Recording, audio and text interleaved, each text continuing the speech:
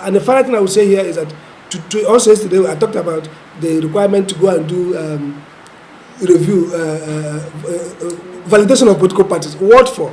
Look, 9 months to election. In all this while, nobody has done that. So people are now raising rumor that this is aimed at deregistering some opposition parties. Look, INEC has to be careful about the perception of their actions. I talked about the 3 Gs. 1, their mandate, legality. 2, the impact on citizens, the burden they create for parties and citizens. And thirdly, perception of what they do. How can you go at this time when there's so much rumor, some of them credible, that the ruling party is trying to muzzle the opposition? Right. When there's allegation that you are a stooge of ruling party, and you're not telling parties you want to validate you want to assess again whether you have your NIN number, whether your leaders are Nigerians, whether they have the local government state of origin, and so after exercise, somebody will create a report and say maybe Party X, the leadership failed this category, therefore they are deregistered. The observatory wants to say that INEC should know that it bears responsibility for the life and death of this democracy. And so far, in 2023, INEC failed woefully. If not that Nigerians were peace-loving, and maybe the outcome pleased some sections of Nigeria, the conduct of last election was enough to create crisis in this country. 2037 will be much more difficult for us. We are facing terrorism. We're almost overrun by bandits and terrorists. We have insurgents among us trying to destabilize us. Why should we allow politics to further destabilize the country? Why should ill-thought-out plans by INEC further erode confidence in the electoral process? Abuja School's position is clear that the 3 fundamental things we must do is, first, increase public trust in the electoral system. 2, focus on the things that matter for accuracy of votes and results. Leave out all this other, other grand idea about logistics. Just zero in. Make sure that on January when they vote for the president, and maybe in February or March when they vote for the governors, that votes, results declared inspire confidence in the people. Leave out these frivolities and focus on the main thing. Our job as a school is to, 1, think, report, think, research, think, analyze, report, and advocate. We've done a bit. That's why also media. Every day you guys are reporting about one thing or the other, pointing out what's not working, what is working, telling government that this is a problem here. If some people are going to attack Nigeria and you have information that some banditry activity, you will report it. Is that not correct? But whether the police goes ahead to go and stop that crisis or they allow you to it's not, you've done a bit. Unfortunately, our politics, and that's a good question because we've seen that many of the things we have been saying, they're not listening. And that's why today this country is verging towards collapse. Anybody who understands state failure and state building knows that every indicator points to a massive, what we call wicked crisis that is difficult to solve. If you look at the territorial integrity, look at how terrorists are, even if they're not defeating us, at least they are suffocating us. The Nigerian military, with all their heroism, have been struggling. Look at the level of killing. Look at what's going on. The parents, I think today, should be somewhere in Jos. Is that not correct? Where citizens are butchered.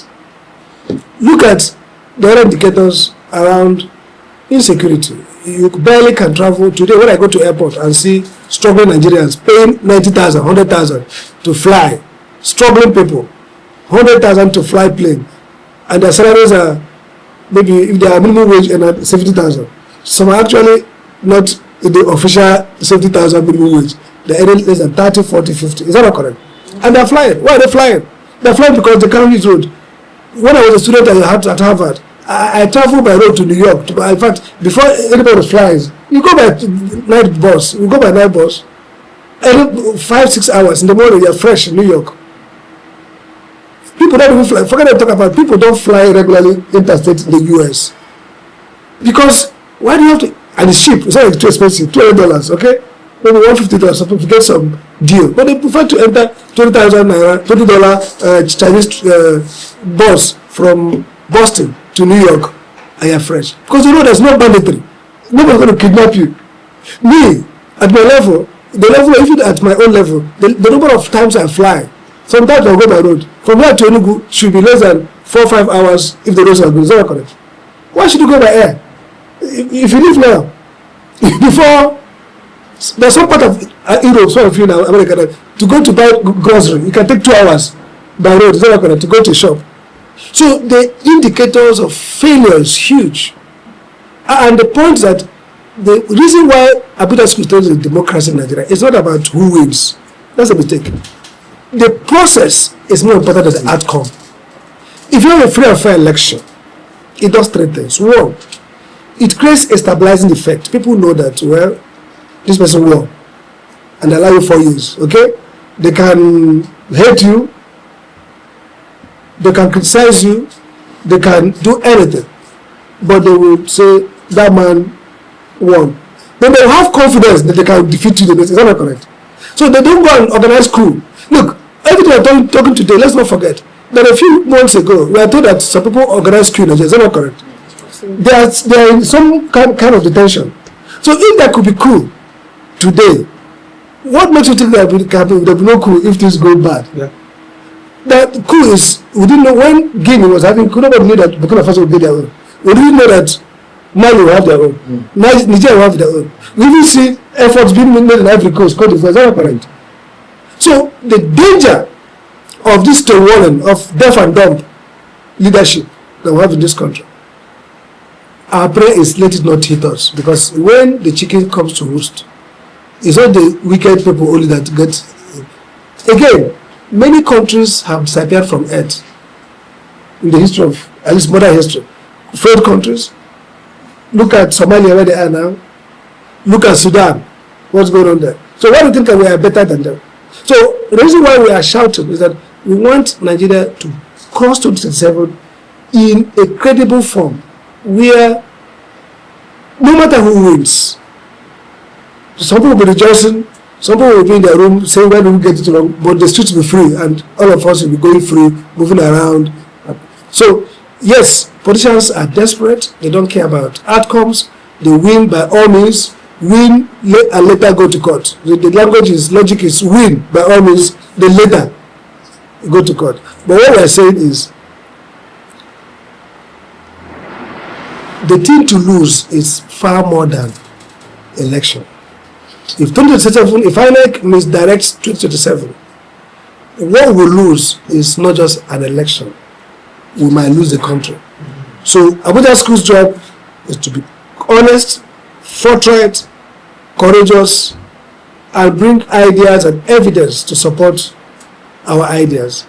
Your job as media is to amplify our message. We hope that the duty of those in power is to listen and do the right thing. The Abuja School never challenges INEC's power to update, keep, maintain voter register. It's their power, gathered especially by law. So they can collaborate with the Identity Management Office, they can collaborate with even the National Security Advisor's Office, they can work with the Central Bank, work with all data collection centers across the country, the MBS, and internally. So if your name is not there, then you can go and challenge it, you get a point, and provide evidence to show that your name ought to be. So that's what we call case-by-case adjudication. So if INEC published the preliminary voters list and my name is missing, I can now say, INEC, I'm a registered voter. I registered on social, see my card. Why do you take me off? They say, oh, we thought this Amadi is from Namibia. It's not you. I said, please put me back.